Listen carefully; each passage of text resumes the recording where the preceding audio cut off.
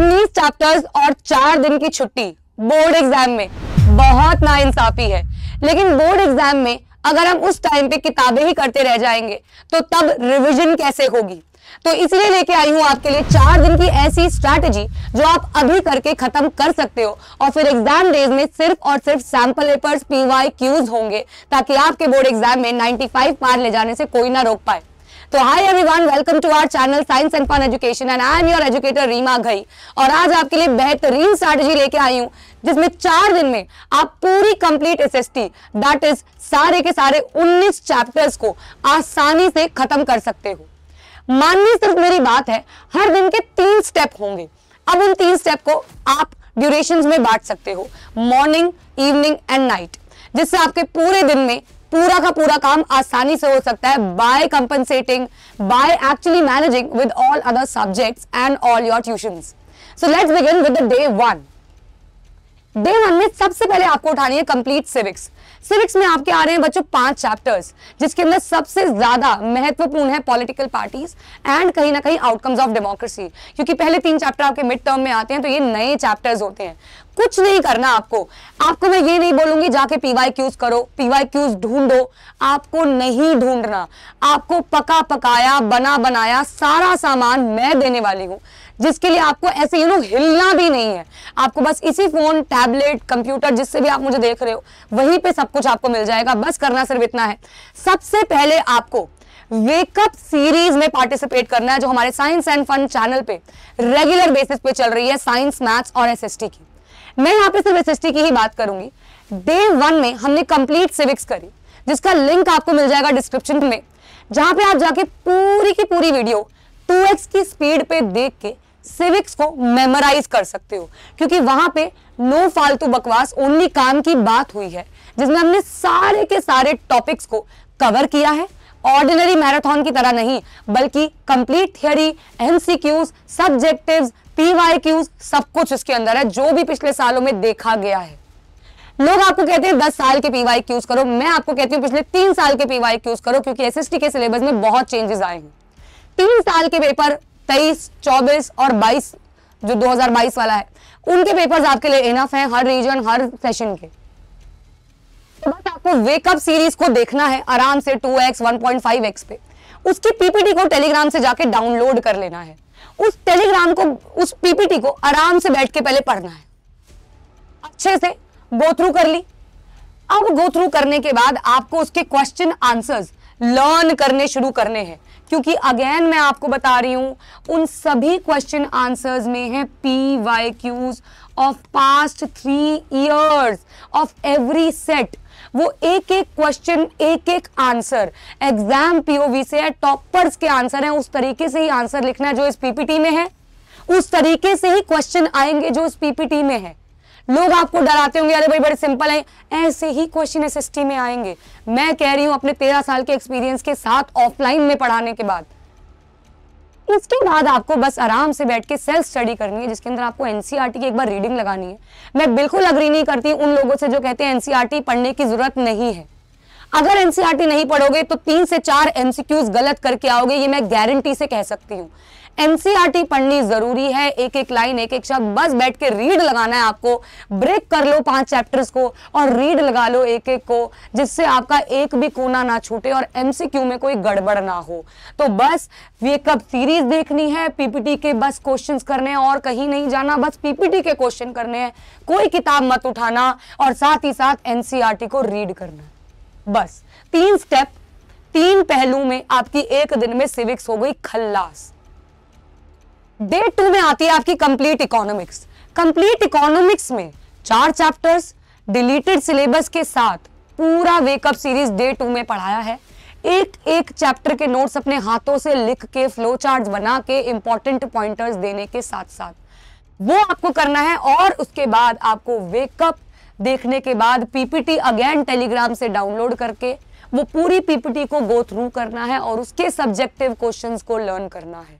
MCQ की बात मैं बाद में करूंगी। NCERT में आपको उसके क्वेश्चंस को प्रिपेयर करना है, क्योंकि उसमें सारे के सारे PYQs हैं। यहाँ पे पीपीटी डाउनलोड करके आप उसकी थियरी पढ़ लोगे, शॉर्ट में सारी थियरी नोट्स पढ़ लोगे, उसके फिर क्वेश्चंस कर लोगे स्टेप 2 में, स्टेप 2 में साथ में एनसीईआरटी कर लोगे क्योंकि इको छोटी है, स्टेप 2 में ही एनसीईआरटी कर ली, क्वेश्चंस कर ली। स्टेप 3 में आपको क्या करना है, स्टेप 3 में आपको करना है एक असाइनमेंट। मैम असाइनमेंट वो कहां से करेंगे जिसमें सिर्फ इको और सिविक्स होगी? I have prepared an assignment. कुछ नहीं किया मैंने, 2-3 सैंपल पेपर्स लिए, उनके सिविक्स और इको का पार्ट उठा के उसको मैंने वर्ड की फाइल पे लगा दिया। और बच्चों को कुछ नहीं करना इस टाइम पे, बस उन्हें पढ़ना है, उनको मेहनत नहीं करवानी। मुझे नहीं चाहिए वो गूगल पे सर्च करें, मुझे नहीं चाहिए वो असाइनमेंट्स ढूंढे। मैंने आपके लिए वो असाइनमेंट बना दिया है, वो असाइनमेंट आपको डाउनलोड करना है, प्रैक्टिस करना है। फिर उसके बाद उसके आंसर्स की भी पीडीएफ डाल दी है जिससे आप उनके आंसर्स को क्रॉस चेक कर सकते हो। 18 एमसीक्यूज है, 2 मार्कर है, 3 मार्कर है, 5 मार्कर। उसके बाद आप उसको मैच कर लो, सिंपल सी बात। अब क्या होगा, डे 2 में आपकी इको सिविक्स के साथ उसकी रिविजन भी हो जाएगी। रिविजन हो गई, खत्म हो गया डे 2।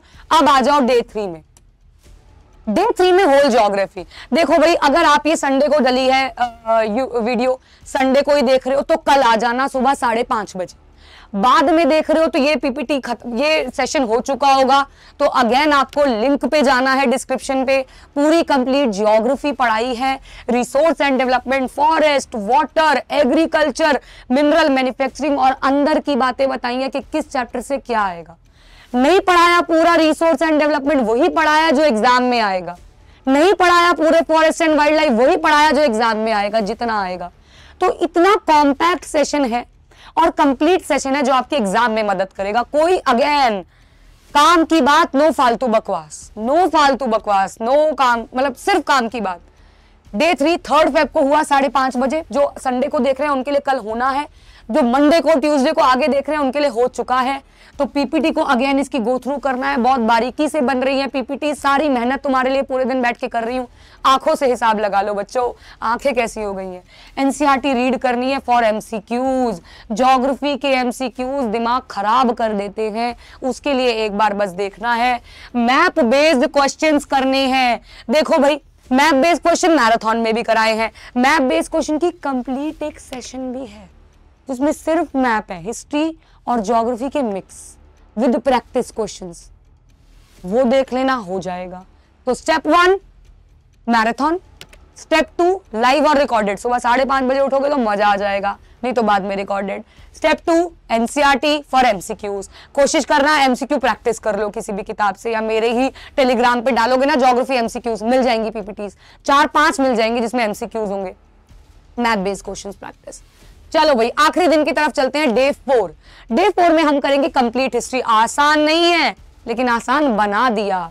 यूरोप में वही क्वेश्चन जो पेपर में आएंगे, इंडिया के वही सवाल जो पेपर में आएंगे, ग्लोबल वर्ल्ड का उतना ही जितना पेपर में आएगा, प्रिंट कल्चर के वो प्यारे सवाल जो पेपर में आएंगे। करने के बाद डे 4 में 5 फेब को अगेन, पहले देख रहे हो तो लाइव में जुड़ जाना सुबह 5:30 बजे, बाद में देख रहे हो तो भैया मजबूरी है, रिकॉर्डिंग ही देखनी पड़ेगी। लेकिन फिर बोल रही हूँ, एक भी वेकअप सीरीज मिस करोगे तो बाद में पछताओगे। पेपर देने के बाद कभी देखोगे, अच्छा देखता हूँ रीमा मैम ने क्या कराया था, बड़ी बोल रही थी ना, और पेपर में जब क्वेश्चंस मैच करेंगे तो फिर लिखोगे कि गलती हो गई मैडम, गलती हो गई मैडम, नहीं देखा, नहीं माना कि आप में हाइट छोटी है लेकिन एक्सपीरियंस ज्यादा है, नहीं मानी ये बात।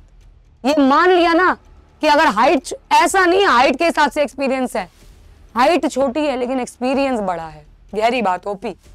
चलिए भाई, तो स्टेप नंबर 1 डे 4 देखना है, पीपीटी को गो थ्रू करना है अच्छे से। पीपीटी को गो थ्रू का मतलब नोट्स गो थ्रू करने हैं, सारे के सारे पीवाईक्यूज जो आपके लिए बनाए हैं वो पढ़ने हैं अच्छे से।